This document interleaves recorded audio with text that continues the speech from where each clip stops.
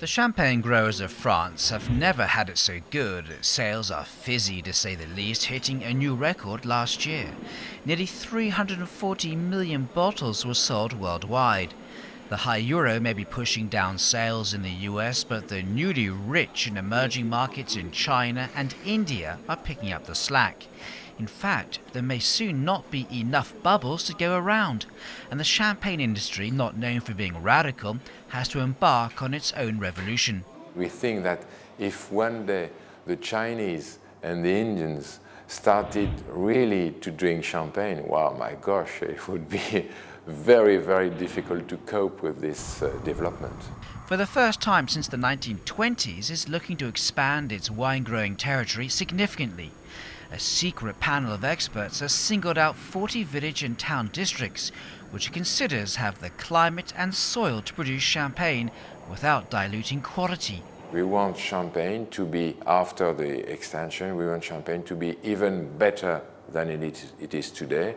So we will make sure that all parcels, all new hectares chosen by the experts will be for development of quality. So we're going to be very strict, and those who will be refused will know why their parcels or their plots will have been refused on technical criteria only. And new growers will hit the jackpot. Farmland here is worth about $7,500 a hectare, but if you have clearance to produce champagne, your land value jumps to an incredible $1.5 million a hectare. This town with a large rural catchment area is one of the lucky ones. The panel said Fime has what it takes to make quality champagne. If all goes to plan, its farmers will start selling champagne from here in about 12 years' time. Needless to say, farmers and the community will get a windfall. It won't be a gold rush, but we are extremely satisfied. The champagne image is extremely positive and will make the town far more appealing. That will give businesses a desire to set up here. Nevertheless, when the stakes are so high, it's almost inevitable there are those who claim the whole process makes no sense. Now here's why the champagne land expansion decisions are so controversial. Take this land over here.